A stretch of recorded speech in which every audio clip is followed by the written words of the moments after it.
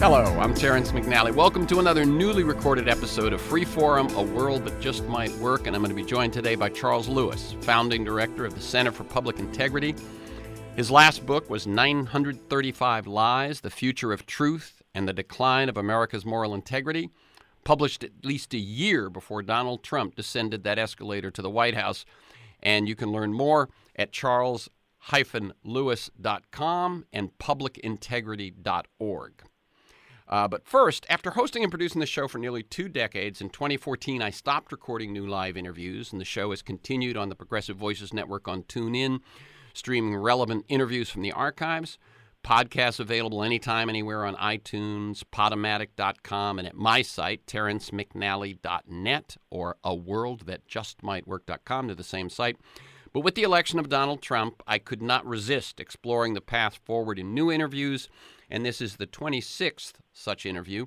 I've included Paul Hawken on climate change, Naomi Klein on her book No Is Not Enough, David K. Johnston on the daily dirty work of the Trump administration, and they're all available on my website, terrencemcnally.net, or at iTunes. First, also, let me offer you a few websites for information on how to participate in resistance to Trump and the movement toward the healthy and just future that we need. Indivisibleguide.com. That's probably the most extensive, most thriving sort of resistance. I think there are like 5,000 local groups. Indivisibleguide, oneword.com. OurRevolution, oneword.com, the organization that grew out of the Bernie Sanders campaign. MoveOn.org, been around for years, doing mostly digital, now coordinates its digital activism more closely with grassroots organizing. Courage Campaign, oneword.org, similar to Move On, but focused on the state of California and its resistance. And then 2 specific ones, 5 Calls, that's the number 5 in the word calls, 5calls.org, which tells you the calls that are most timely and relevant that you might make to your representatives about issues that are, happening right then, and townhallproject, oneword.com, which tells you when your representatives or nearby representatives are going to be holding town halls, so you can show up and, let them know how you feel and what you think. And you can email me at temcnally, TEMCNALLY, at mac.com if you want more information. Now to today's guest. Charles Lewis left 60 Minutes because he was unwilling to compromise as much as that hugely successful program needed him to in his investigative journalism. He then founded the Center for Public Integrity to create a place where commercial considerations would have no place. He titled his 2014 book 935 Lies because that was the number of untruths the Bush-Cheney administration used in the 2 years following September 11th to justify the U.S. invasion of Iraq.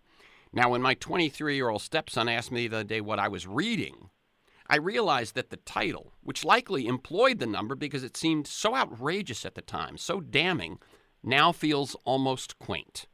As we know, journalists calculated that Donald Trump told at least 2,000 lies during his first year in office. And as we all know, Trump's taken lying to an unprecedented and hardly imaginable level. But so much of what Charles Lewis was writing about in the book described the conditions that welcomed Trump, the conditions that made Trump possible. Some aspects of the sophisticated use of social media, data on the data or the Russian meddling were not mentioned in the book, and perhaps they were not fully anticipated or even understood at the time. But things were plenty bad already. 935 Lies opens with the sad report that according to polls at the end of 2004, more than half of all Americans believed there had been weapons of mass destruction in Iraq. And Lewis writes, quote, "If facts no longer matter to millions of our fellow citizens, then what becomes of the traditional role of the journalist as the independent watchdog digging through obfuscation, secrecy, and deception by the powerful in search of what Carl Bernstein of the Watergate press work once called the best obtainable version of the truth?" And Lewis quotes George Orwell, "Political speech and writing are largely to the defense of the indefensible.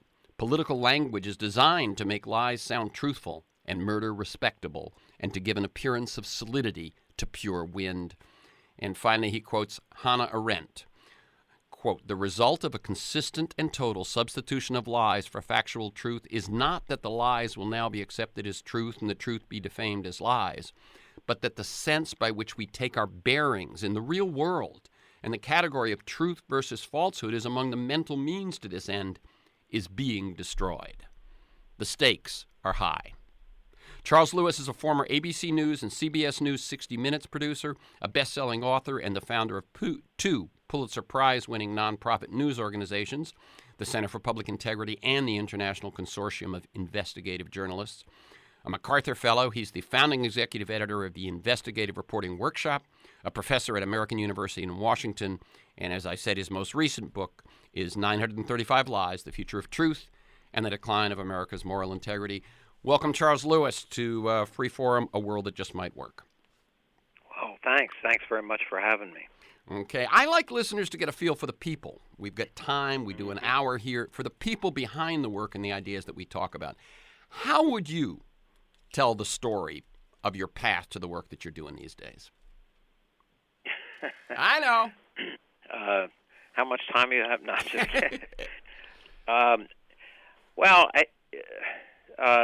I don't. It's life always takes odd turns, right, for everyone in this world, and I didn't set out to be a pain in the ass. It just apparently is what happened.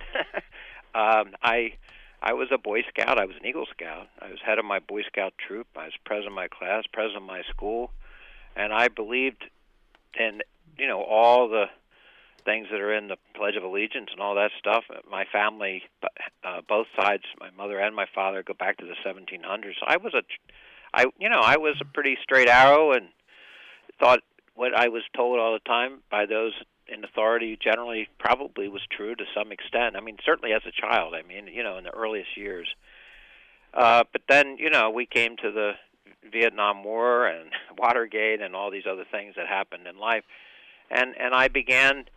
And I think my epiphany really was, it was the assassinations of several of our leaders in the late 60s combined with Watergate, which was a different kind of tragedy, but systemic tragedy really regarding democracy. And then I found myself years later working for ABC News and 60 Minutes and actually working for Carl Bernstein just 3 years after the president resigned, or I guess it was 5 years after, at ABC News in Washington. So I've been on a very strange odyssey, and I went to 60 Minutes, and that was exciting to be there. I was proud to be there, of course, and I worked with Mike Wallace, the lead investigative correspondent and tenacious interviewer, classically. I mean, there's no more tenacious interviewer that I think has ever lived in the last half century, but also a difficult guy to work for. But I ended up quitting 60 Minutes because one of my stories was they took someone's name out for reasons unrelated to journalism, and I didn't like it one bit. And it wasn't the first time I'd had a story spiked or blocked or altered for non-journalism reasons. And so I quit and started the center. So a lot of this was me reacting. It was not proactive. It was mostly seeing things that were upsetting and shocking and deciding it seemed wrong. And I know that sounds strange, but it wasn't anything I could have ever imagined. I mean, I thought I would go into politics, to be honest with you. I was when I was a sports writer at the local paper, they called me an embryonic politician. I believed in all these things, and then I started to see that what you see is not what you get, and suddenly things looked a lot different. And then I started finding it interesting why that is, and one thing led to another. How did you first become an investigative reporter? Well, when I was hired at ABC, that's a really interesting question because I had never done news reporting. When I was hired at age 23, 600 applicants, 6 positions for a special reporting unit set up by Roone Arledge after he had become president of ABC News, in addition to ABC Sports. I was the last person hired, and I had gotten a rejection letter because there were 600 applicants, and I didn't really have any news reporting experience. I had a master's degree, that helped, but it so happened one of my references was a secret source in the Kennedy White House leaking to the guy who hired me, Sandor Van Oker, very famous in the 60s and 70s White House correspondent who was with both Kennedys when they were shot. I didn't know any of that. I just knew that I was an earnest fellow, and I started befriending the secretary, and I wheedled my way into a meeting with Sandor Van Oker, and I was very over-caffeinated, and I got hired. I don't know how else to put it. It's pretty funny, though. And I'm very lucky. I feel like Forrest Gump sometimes.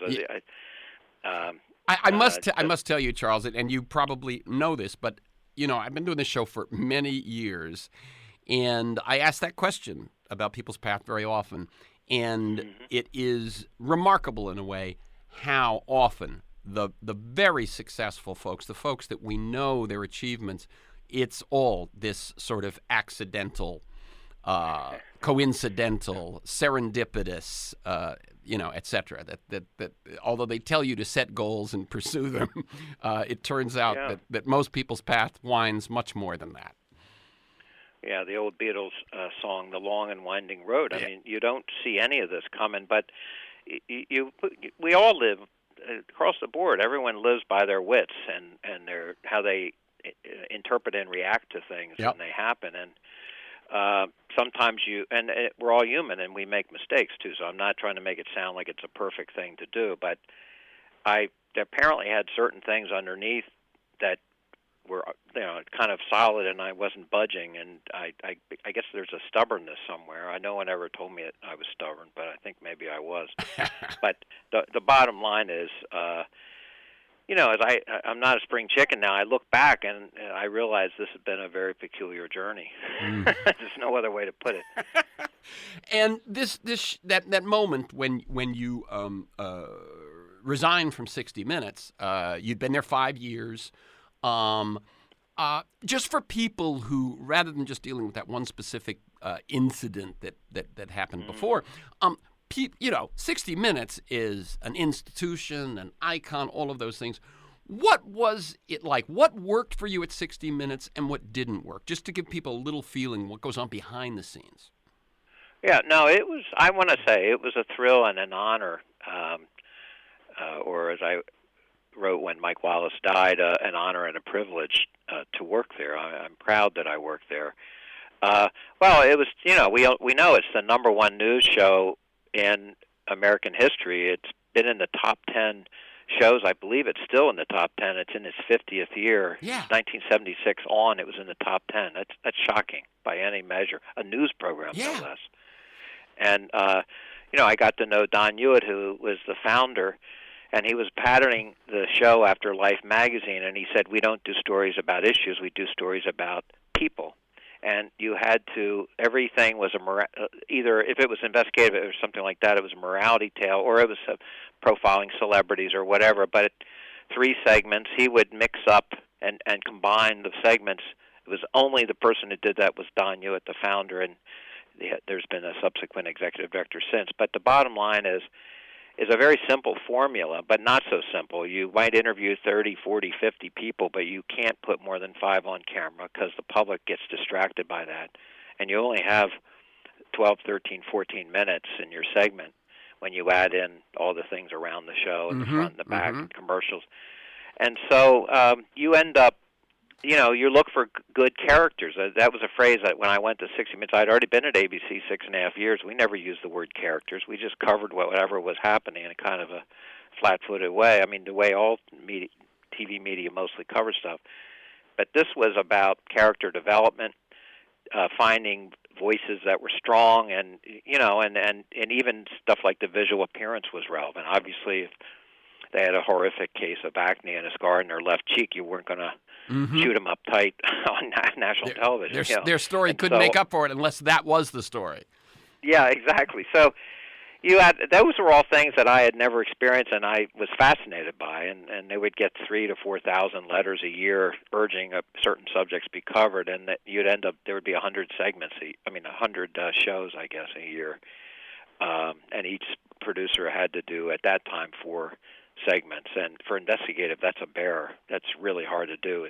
That means you're investigating, you're traveling and filming across the U.S. or outside the U.S. You have 1 month to report and film, 1 month to I guess 1 month to research, one to film it, and one to edit it. And editing would always be a bear because you've got to whittle down hundreds of minutes down to 13 minutes.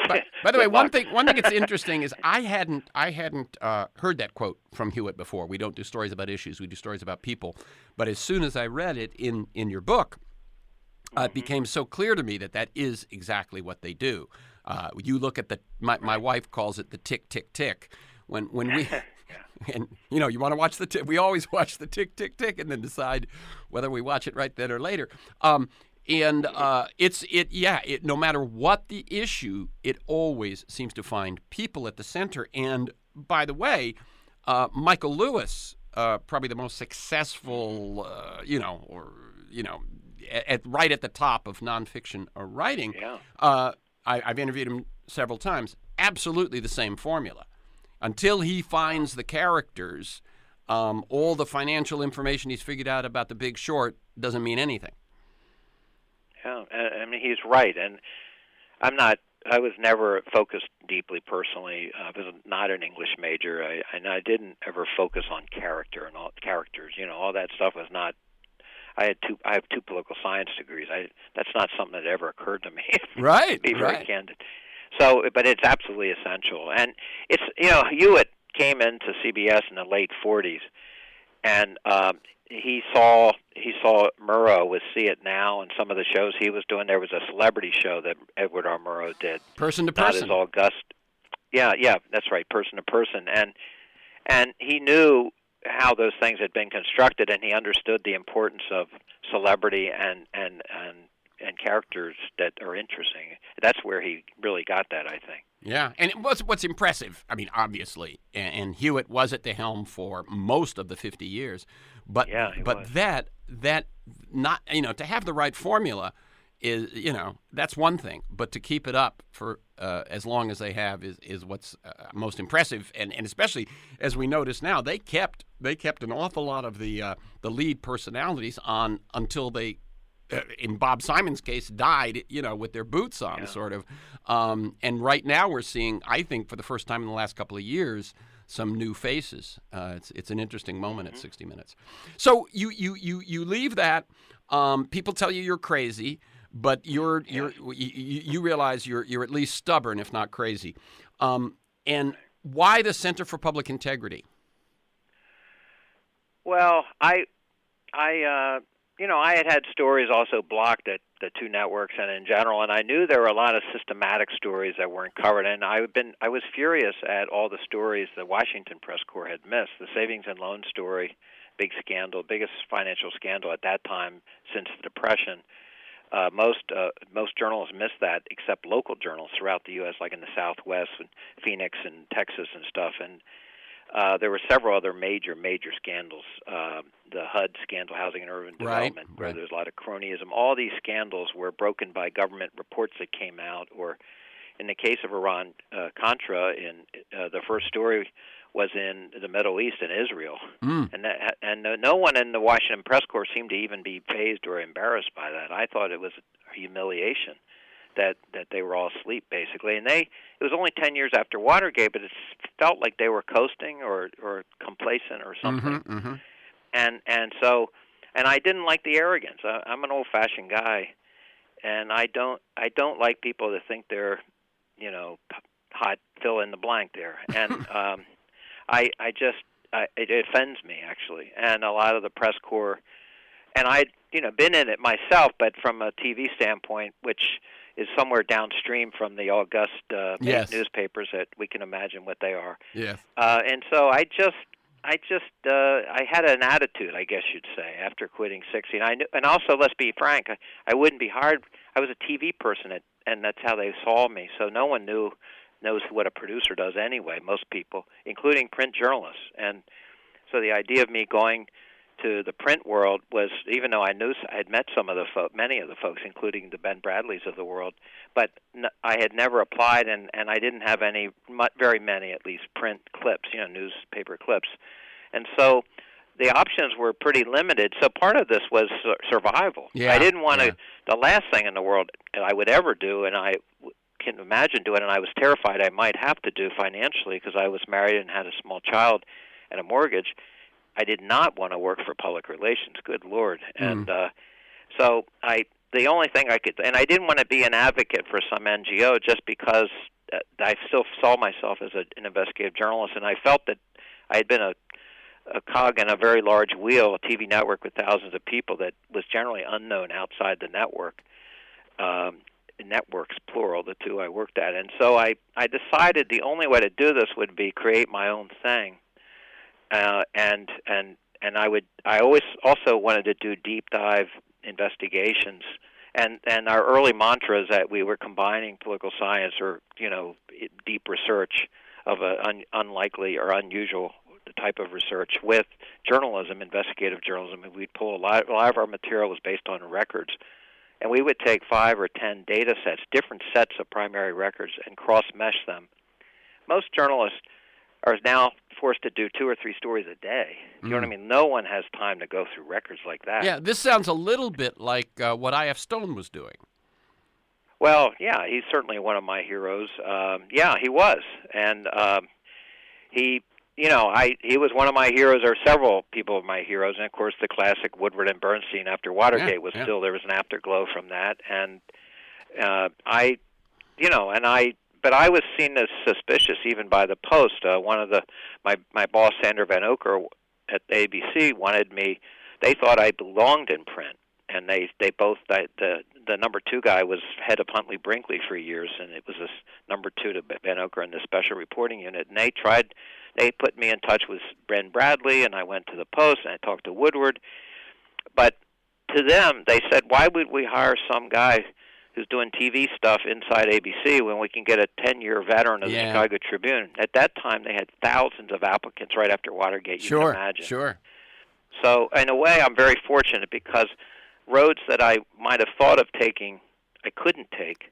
And I had no choice but to improvise, I guess you'd say. Yeah, and this notion of a nonprofit investigative journalism, investigative reporting center, this was pretty original at that point. Now, one thing that I learned in your book also was I didn't realize that the Associated Press is a nonprofit. Yeah, it is. There are a lot of nonprofits. Christian Science Monitor is owned by a church. It's and a the Guardian, right? Yeah, the Guardian in England has a trust. That's right. A lot of these groups. There is a long history of nonprofit things, and then you have high quality journalism that, admittedly, these other ones we just said are not funded by government. You also have National Public Radio, which really does a pretty premier job, I think, of news gathering in general in the U.S. and around the world. It's pretty. I mean, not investigative reporting as much, but as just down the middle, straight news headlines and insightful stories, and that is a nonprofit essentially. Yeah. That gets some government funding, as does of course Frontline. I work with Frontline closely now because they co-produce with my investigative reporting workshop in our building actually. But those are all collaborations that are magnificent. But there's a way to do these things now, but you have to be creative, I guess we'd say. Yeah.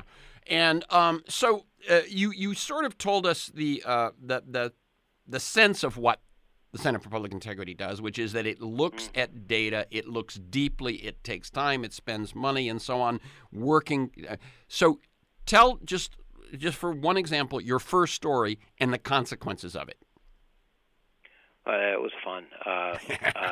It is fun investigating the bastards, whoever they are. I have to say, it's like you can't believe that this is a real job. My last story, 60 Minutes, was about White House trade officials going to work Friday for the U.S. And Monday working for Japan. Back then, that was a big deal because the biggest trade deficit then was with Japan. And making $500,000 or $1 million instead of 100,000, right, et cetera. And so I had 12 people in one in the Dukakis campaign and 7 or 8 in the Bush campaign, or vice versa. I guess Bush had more. And they were all registered foreign agents who had cashed in and quintupled or higher their salary. And I was offended by it. So that led the show was nominated for an Emmy, and the next morning I resigned and broke a 4-year contract. But the idea was to look at documents. So we did a report called America's Frontline Trade Officials, close to 200 pages, and I had a little team of 7 or 8 interns and mostly young, very extremely young people helping me. And we looked at White House trade officials above the assistant level all the way up to the U.S. Trade Representative itself, who's a cabinet official for any president. And we looked at really about 20, 25 years of that, both both parties and all that. And we noticed that 47% of the White House trade officials went to work for foreign governments or foreign corporations trying to kind of beat, I guess you'd say, U.S. corporations and U.S. and get access to the U.S. And all of them had made massive amounts of additional money than their salaries, but almost in a way that was borderline obscene. And so I had a news conference at the National Press Club, first time I ever did that, and released the thing, and there were 35 people there. It made news all over the world, and I also had a consulting contract with ABC News where I used to work, and they wanted to peek at what we were doing prior and then plan coverage if they were interested. But they also couldn't scoop at everyone else. They had to just be ready to report it when I released it if they wanted to do that. And they did a 2020 big, long segment that, I interviewed me and I told it why it's outrageous, and I mentioned some of the big names who had cashed in. That was the first report. And 4 presidential candidates, including Bill Clinton and Ross Perot and 2 others, all said that this was a serious issue in America. And in the first day or first few days of his presidency, Bill Clinton in '93 did an executive order making it basically illegal for White House trade officials from that office, U.S. Trade Representative's office, to go to work for a foreign government or foreign corporation against the U.S., to be a foreign agent, in other words.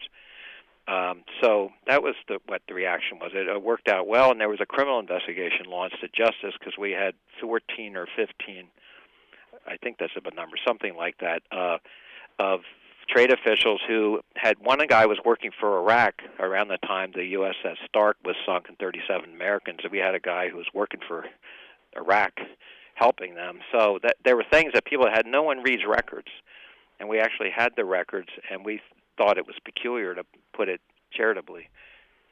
And so I just want people to get a sense of what that is. And since then, one of the other big things you've done, and we're not going to have time to go into it, is taken some of the investigations you did on the national federal level and began to do them on state levels, looking at the kind of corruption that goes on, and again, the revolving doors and so on, lobbyists and staff people and all of that. And it now, in the book, you can read more sort of these juicy stories of lots of hours of dull, looking at records ends up having a big bang. You've since been involved with, and I just want, so that we cover this topic before we move on, 3 other that I believe are nonprofits: the International Consortium of Investigative Journalists, Global Integrity, and the Fund for Independence in Journalism. Can you tell people just what those are and sort of flesh out that nonprofit world that you're involved in?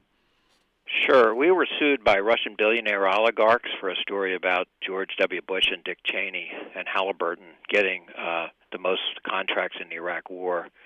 And so we were sued by Russian billionaire oligarchs. It went on as the biggest libel case in the U.S. in a quarter century, and they hired Aiken Gump, a very famous, very large, wealthy law firm. So this was like a David and Goliath moment. And we were asked by the lawyers suing us before they sued, would we like to take it off the website? And we said, no, thank you. And so they sued us. And it went on for 5 years, 150,000 plus discovery documents, 20 people in depositions, including me, for 2 full days.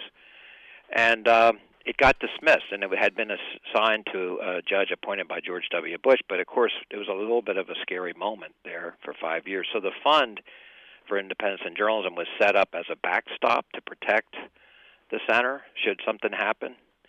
And it's like those Star Trek movies where there's an escape vehicle. Yeah. If I could move the whole staff over to the fund if the center went down because of some bad ruling by a particular judge or something. So that's what the fund.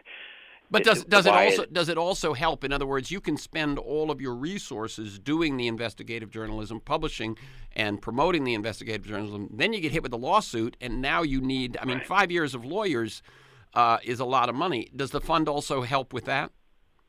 Well, it did. I mean, it's sort of kind of dormant at the moment over the years since all that. But there were 3 lawsuits against us. We had 15 to 20 legal threats. I mean, legal, serious, like letters.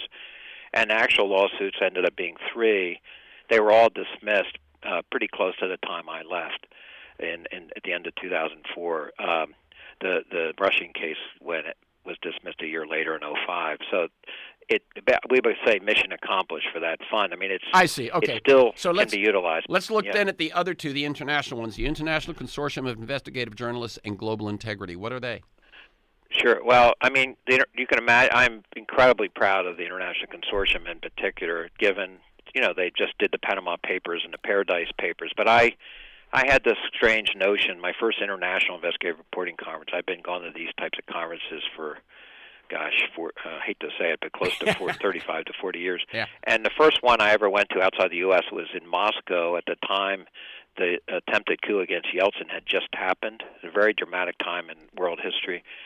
And Carl Bernstein, my old boss, was the keynote speaker, and I saw journalists pummeled and gunshots in bars I was in. I mean, it was a wild time over there. But I came to see that all these journalists were great journalists, and a lot of them were courageous freelancers. And I thought, and then one of the journalists stood up and said, "How come I don't have enough money to fly around the world and do the kinds of stories we need to do? Why can't I send an email to somebody in Sri Lanka and say, help me out?" And I realized an epiphany. I knew that if no one was going to do that, the New York Times, the Washington Post, all these aggressive, some would say arrogant news organizations would never stand for collaborating with other people because it's not in their DNA.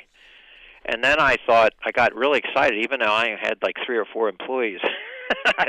I thought, if there could be a construct that could be like a safe place for all the great journalists to do cool stuff across borders and oceans, what if you could get the Jedi Knights of planet Earth, the best journalists, to do projects that transcend nation states, that are just really important, extremely important, but in fact are undercovered because they're too complex and there are too many elements because it's international. So that was the idea. It took 5 years for me to get the money. The idea occurred in 92, 97. I hired a war reporter, Maud Beelman, spectacular journalist, to run it. And, the rest is history. They've done 20 or 21 international investigations.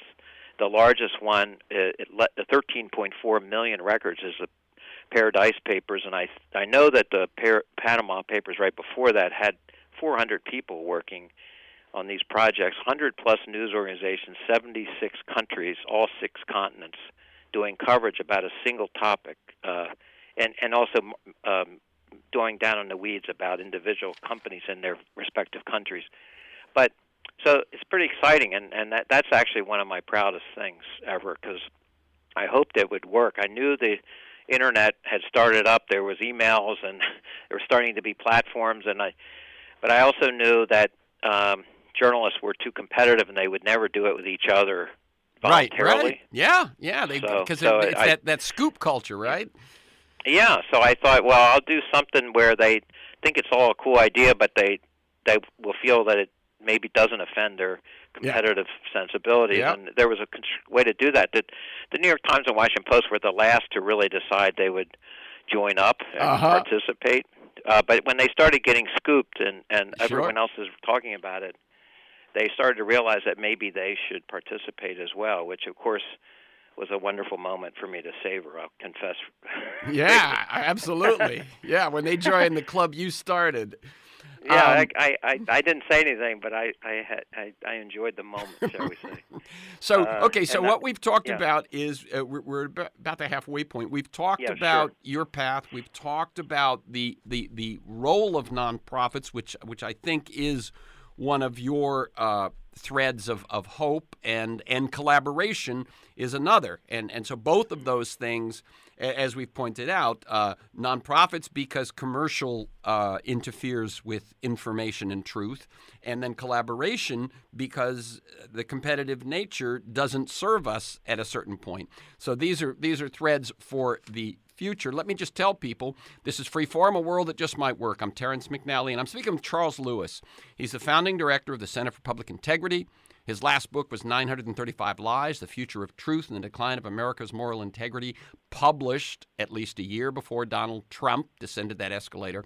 And you can learn more at charles-lewis, Lewis.com, charles-lewis.com, and publicintegrity.org.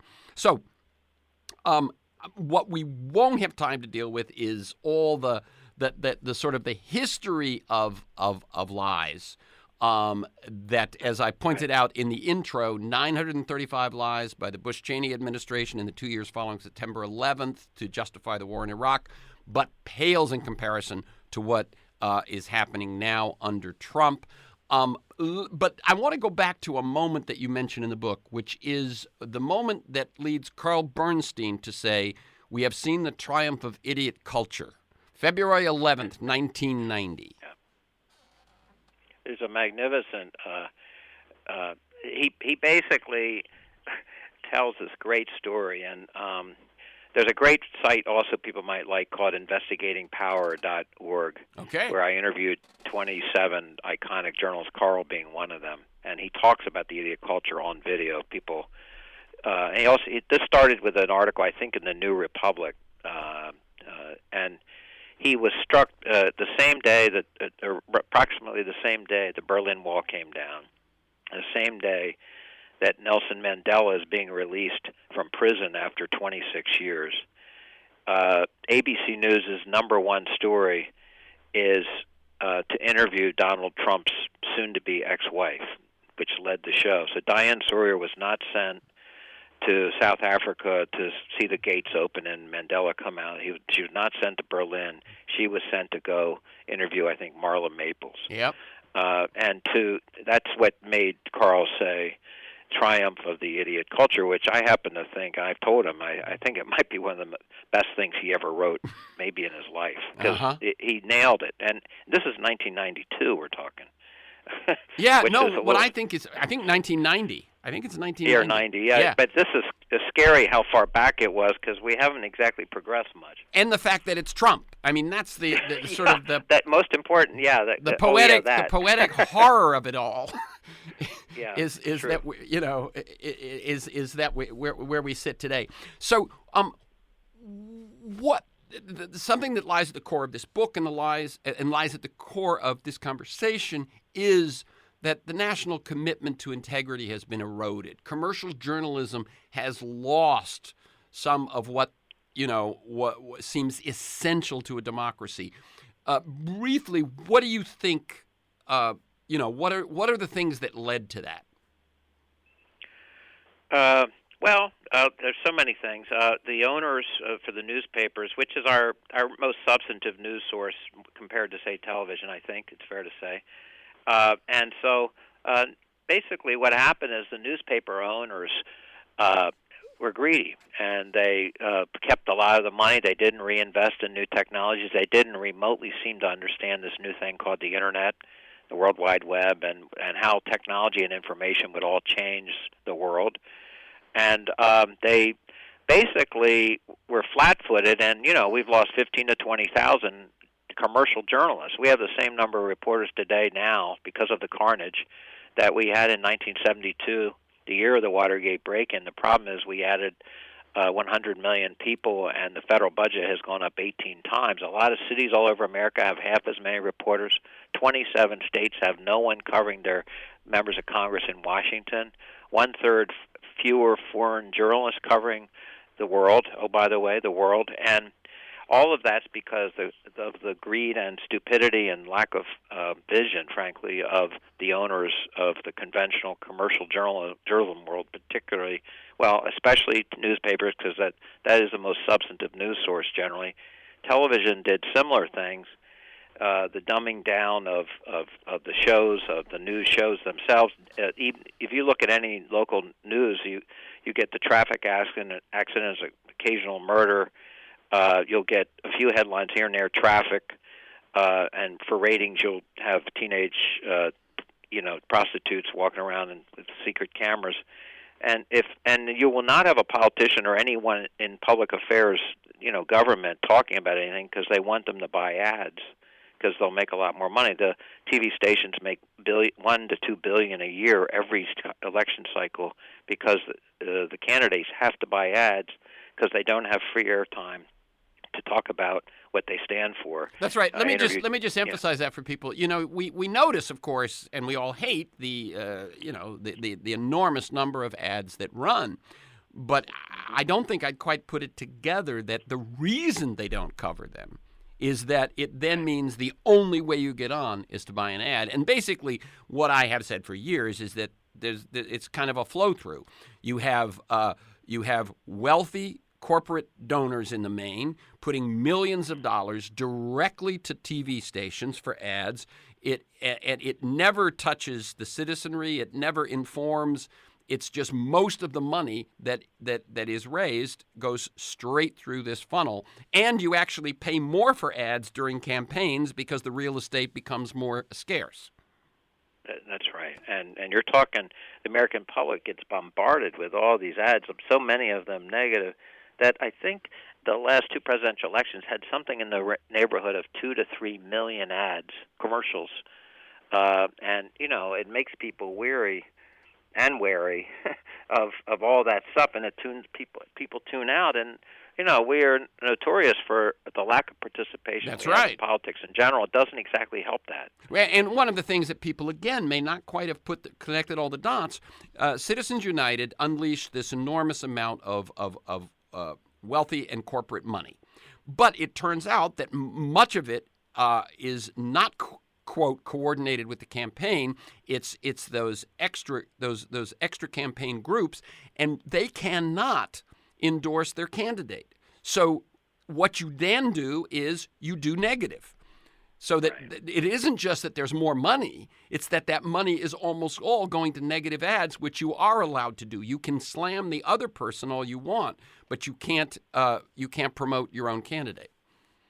No, that's right. And you have outside groups now that will wage a campaign against a candidate based on their questionnaire that they fill out before they become candidates or as they're just joining the world of politics. And if they answer incorrectly, they won't get any money, and they might get hit ads against them. And if they answer correctly, they'll get a lot of money and maybe win. That's how things work here. And usually, the candidate who gets the most money wins. That's generally the case. It's not always every minute the case, but that's pretty much the case. And so you have a system where half of members of Congress, more than half now, are millionaires. 5% of America or less are millionaires. So we've skewed our whole political system and process, and it's directly related to what's happened with the cost of campaigning and communicating to the public by would-be politicians. The whole thing is warped and distorted. And then you have a disclosure issue, of course. You have these 501c4 organizations, these secret, creepy folks who you have no idea who the hell they are. You have groups like the Chamber of Commerce, a 501c6 type tax designation. They spent, in one 2-year cycle, $1 billion to try to get their way with corporate influence in various ways across the country. And so, there's all this activity going on, and the public is a mere bystander in all this. Most Americans don't really know or want to know for understandable reasons about any of this because it's so sordid and depressing. But essentially, we've had our political process somewhat altered and even taken from us in many ways by these very, very powerful interests. And so this is a problem. It's been a problem for years. I always looked at money in politics. We did 3 Buying of the President books, a Buying of the Congress book. But I'm basically an investigative reporter, a muckraker. My job is not to tell people which way to vote or what bill to endorse. Or I've always seen myself as my job is to be a watchdog type and not to tell people what they should do. There's plenty of advocacy groups that do that, and in many cases do it well. It's just my job has always been to try to stick to the attempted truth-telling, I guess you'd just call it. sunshine. Yeah, I mean, you even point out that at that point, in that turning point in your life, when you left 60 Minutes, you did not choose a cause to become the reporter on. You chose kind of the broad canvas of wrongs and hypocrisy. I'm going to read a couple of quotes here. If the press had been doing its job during the 2016 campaign rather than chasing revenues, this is a continuation of the conversation we're just having, Trump might well not be president today. And then of the nonstop uncritical coverage of Trump's speeches, Leslie Moonves, chief executive of CBS, the network you used to work for, the network that produces 60 Minutes, famously said on the record, it may not be good for America, but it's damn good for CBS. So you actually believe, and I think many people do, that Trump's free ride from the start of, from when he announced his candidacy until very late in the primary season, gave him an advantage that no one could match. Well, I believe it because I think it's pretty clear that that's the case. I mean, this is a guy who was in primetime television, reality TV, whatever you want to call it, for 16 years. So he was already a pretty extremely well-known celebrity.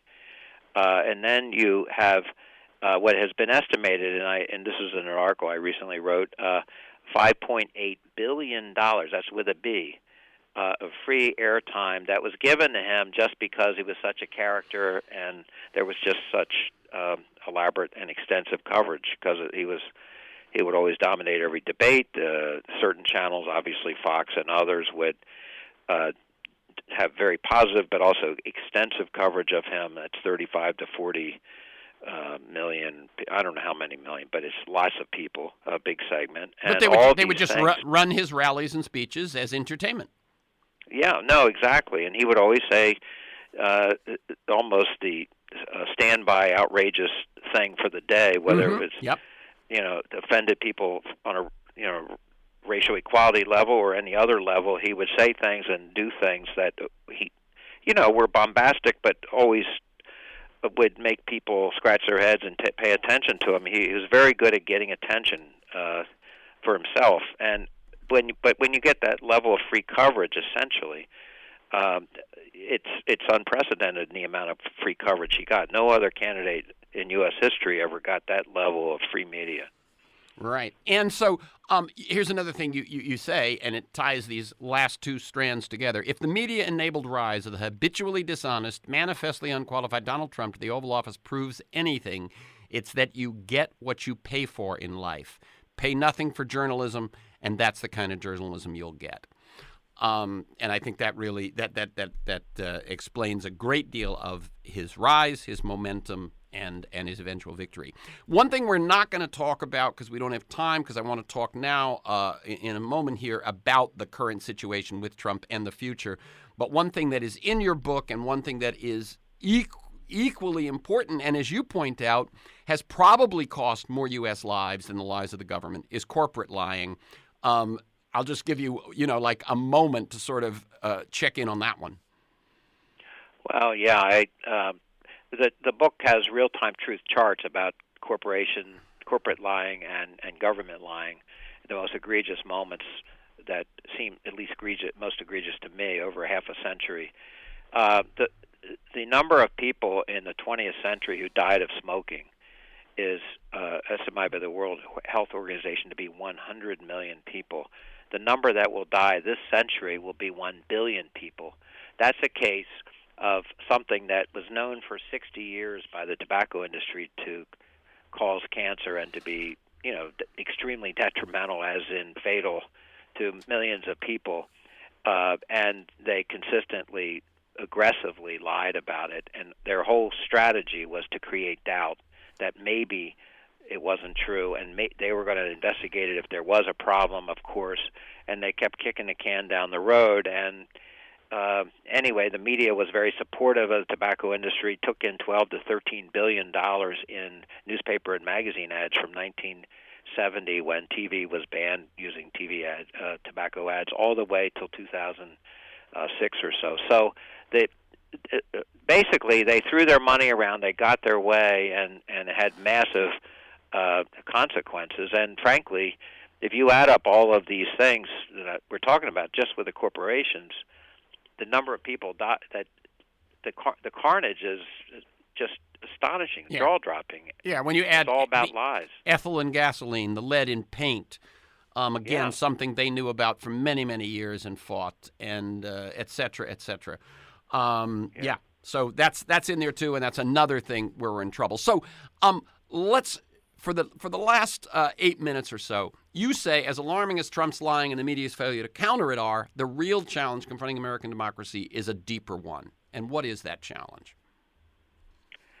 Well, I think that the deeper one is I actually feel that we've lost control and a grip, really, about our democracy itself. I mean, we're almost an innocent bystander in our own the play that is our life, but most Americans are not participating in it. They're kind of astonished by it. There's a substantial amount of ignorance about it, or they don't choose to believe certain things. You have 35% who don't think Donald Trump has a problem with lying, for example, which I find terrifying, actually. Yeah.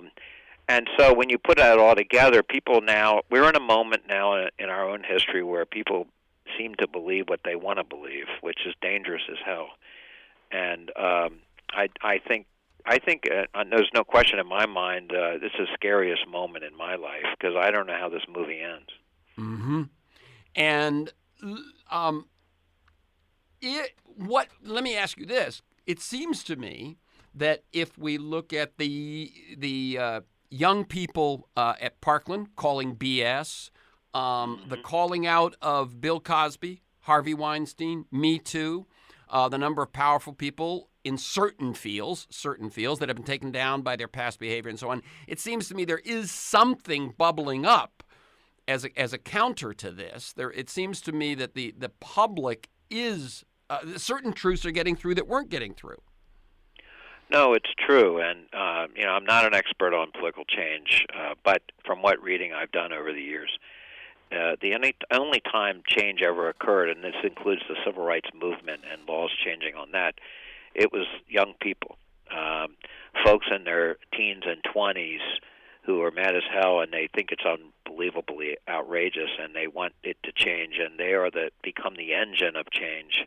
It's not older folks who do that. It's usually the younger folks just becoming adults or newly arrived adults who have energy, anger, and they're not tethered as deeply to the mores or the I guess you'd call it the restraints or habits of the past. And yeah, I think part of it. I mean, and if you even think about your own career, you were fairly young when you made some of your more courageous decisions.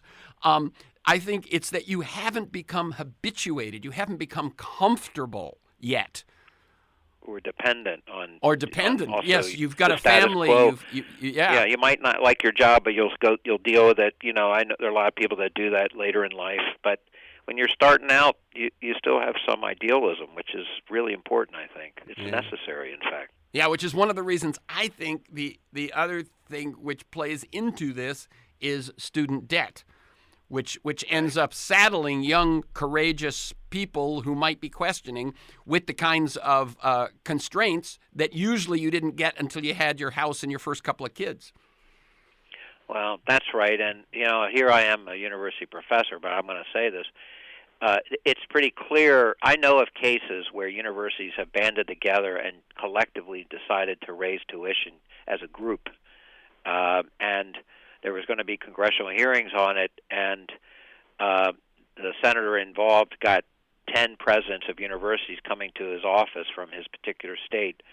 And funny thing, those hearings never happened, and all the investigative material that had been gathered by his staff suddenly was never published.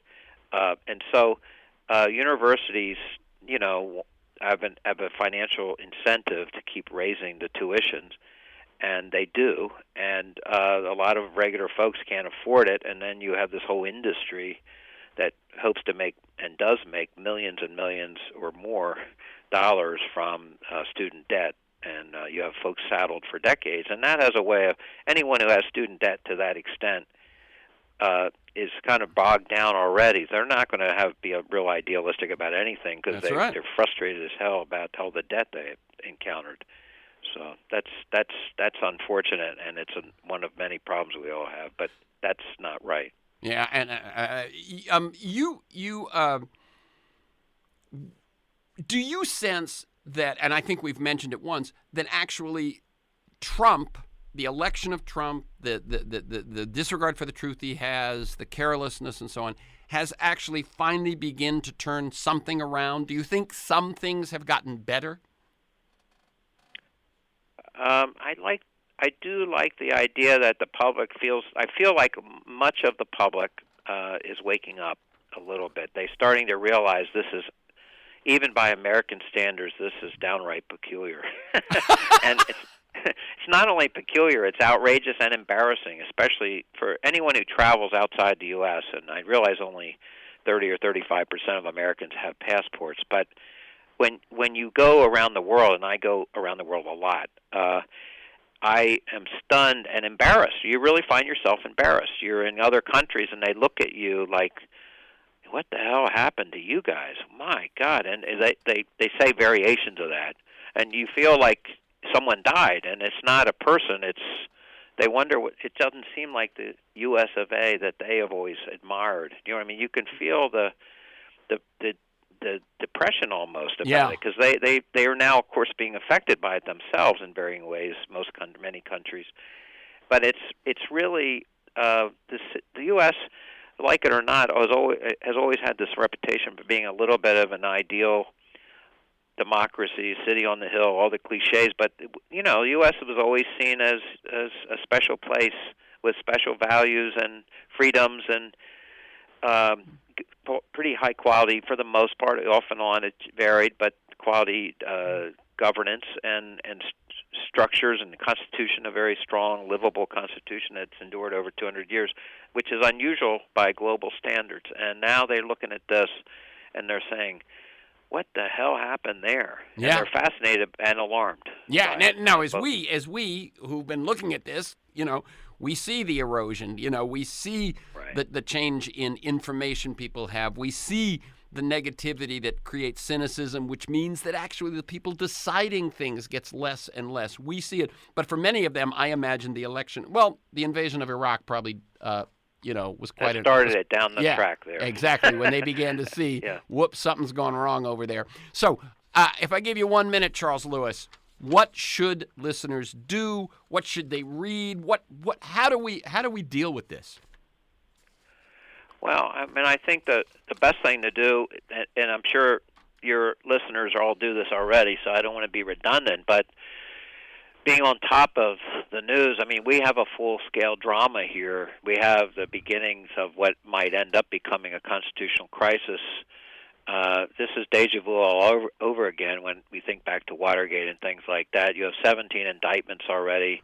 You're going to have many more coming.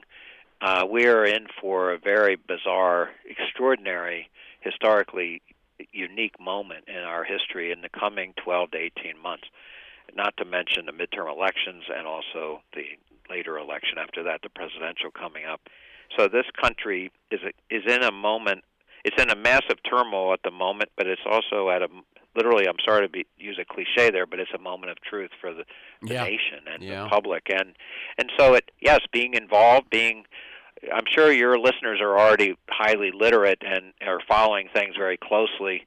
The New York Times and Washington Post are doing a pretty exceptional job of tracking all things Trump lately, including 24/7 teams and special investigative SWAT teams, and there's all kinds of special attempts at really telling every little thing about it, to the point of almost you can actually OD on some of that if you're not careful. The bottom line is we're at a very, very crucial moment. It's not unlike the period of 72 to 74. That does not mean necessarily we can say what the outcome is. That's right. But this is a moment that we'll never forget as long as we live.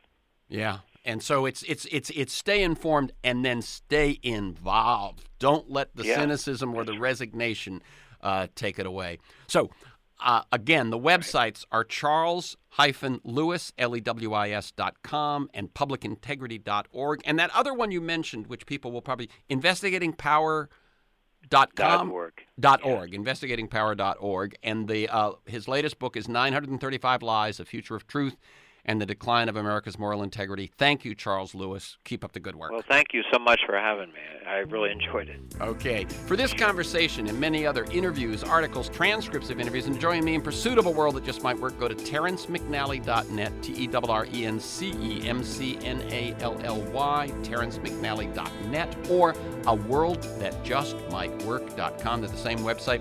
If you want to receive my weekly email announcements of who's going to be on, what we're going to talk about, and usually 5, 6, 7 relevant articles for that week, you can sign up at my site, or you can email me at temcnally, TEMCNALLY, at mac.com.